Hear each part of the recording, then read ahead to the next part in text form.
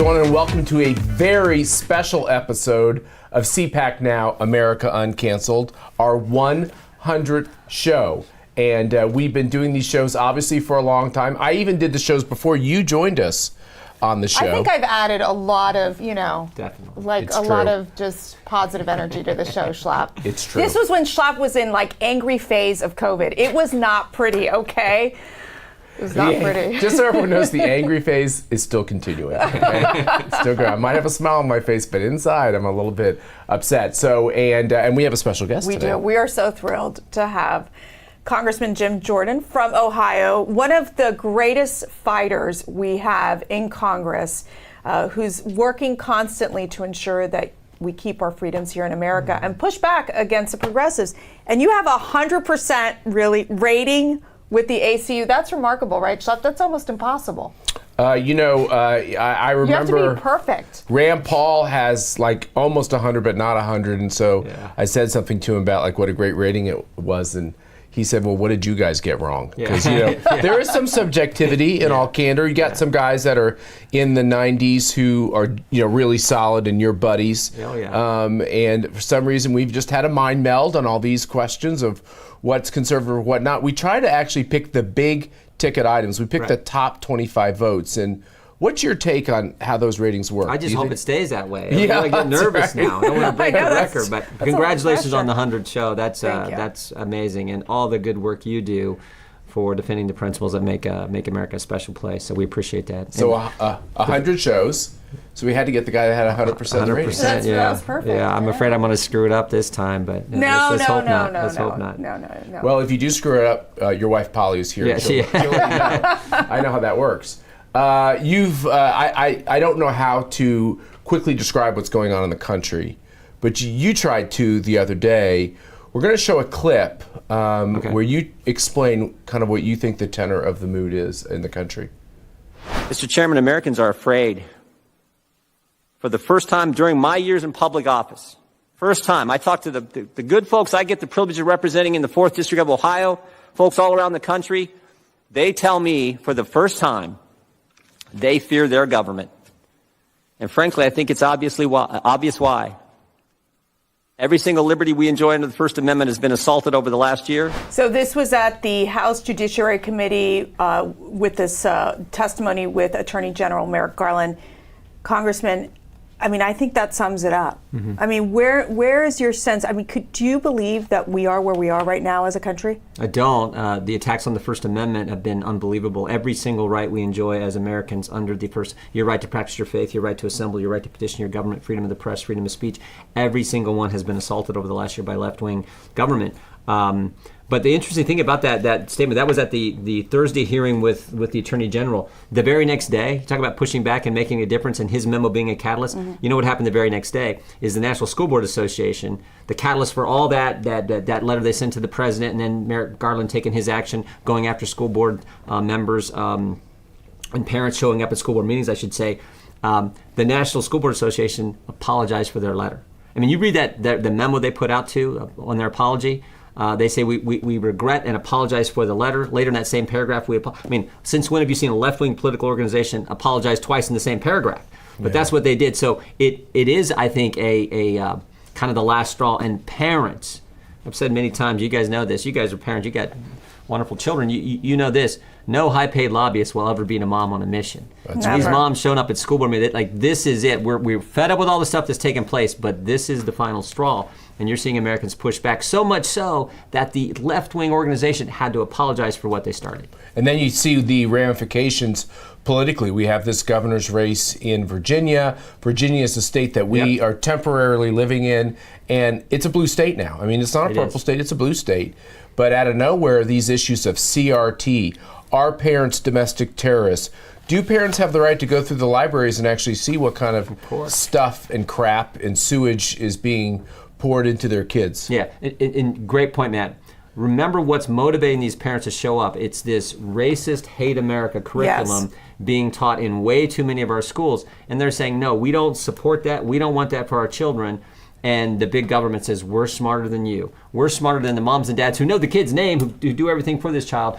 The big government's saying, we're smarter than you, and the parents are saying, no, you're not. And that is huge. And you teach, as parents, like you teach your kids love one another, right? Like this is not about race, it's not about color.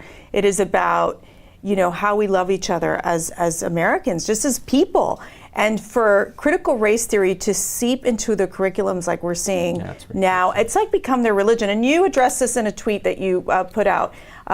You said Attorney General Garland's son-in-law co-founded a company that promotes critical race theory. Garland then directed DOJ to spy on parents protesting CRT in these school board meetings. No wonder he's not looking into Hunter Biden's art dealings. So why this conflict of interest? I know that was an issue that was brought up during the hearing. Mike Johnson a colleague of mine did a great job questioning the Attorney General.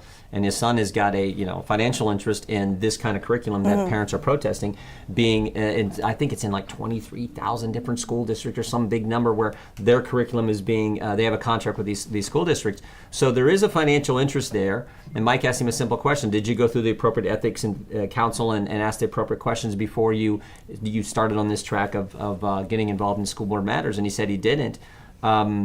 Again, I think it just one other thing we can point out about this crazy curriculum, and understand what the memo also said. At the end of the memo, the Attorney General says, we will set up a dedicated line of communication for threat reporting. Dedicated line of communication for threat reporting. That is a fancy Washington lingo way of saying a snitch line on parents. That's what they were doing. The FBI.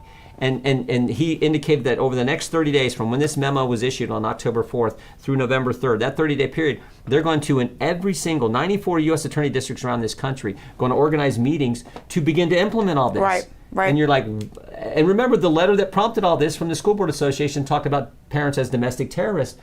And this is what he's doing. So this is why you see the big pushback from all of us, from families. And again, I keep coming back to this. Less than, or almost a little more than 24 hours later, I should say, the very next day, the School Board Association apologized. Yeah. Just doesn't happen. You've been around this town a while. It just doesn't happen. No, it does not. This is not a town of apologies. Right. The other thing that I think is interesting is that you said earlier there's nothing like a grassroots American just stepping up and saying no more. Do you think the pushback on corporate America, the pushback on these woke organizations, including nonprofits, do you think we're starting to make progress? I do. You're seeing the basketball player push back on the vaccine mandate. You're seeing the Chicago Police Union push back on what's happening in Chicago. You're seeing parents show up at school board meetings. You're seeing all kinds of folks in the conservative movement pushing back on these attacks on freedom. So I think it's gaining steam. And as I said earlier, the last straw was this memo. It's like, you can do all this stuff and we don't like it, we're pushing back. But when you start telling parents that they don't know what's best for their kids, look out. Moms fired up is a big thing, and we're seeing it play out. Now, I know that the House Republicans, they've asked Merrick Garland to recall, basically take out that memo, recall that memo that they put forward. Have we made any progress on that? Are they going to do anything about it? Well, I think he'll get asked that question by the Senate. He was in front of the House Judiciary Committee last week. He's in front of the Senate Judiciary Committee this week. I assume some Republican senators are going to ask that question. We just sent that letter yesterday. And we said, in light of all that's happened, in light of the apology from the very organization that you based your memo on, and the reason that prompted you to do the memo, in light of their apology, why don't you rescind this memo? You should rescind this memo. Well, I just found out today that the Ohio School Boards Association said, we're not going to be involved. I mean, it always gets them when it comes to the money, too. That's right. When local school boards like our school, just regular folks running the school, doing what's best, when they say, why are we in an organization that says this, that's pushing this? And they start pulling their money, that gets their attention. And I wouldn't be surprised.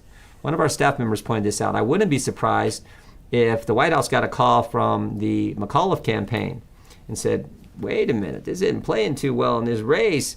You need to do something here. I wouldn't be surprised if there was a prompting from the White House to the school boards to apologize as well, in light of this big election coming up. Come on, I can't see the Biden administration being. I thought they were like coordinating with the National School Board Association. That's what it sounded like to me, right? Great point. They were. Yeah. If they coordinate on the front end before the letter was sent, might they coordinate once they find out, oh, this didn't play so well, and we got a big race in Virginia for governor? Here's actually what's going on. They've been coordinating with Randy Weingartner to actually shut down the McAuliffe campaign for health reasons because it's just not going so well, right? Yeah. Jim Jordan, this 100th episode of CPAC on CPAC Now, America Uncanceled.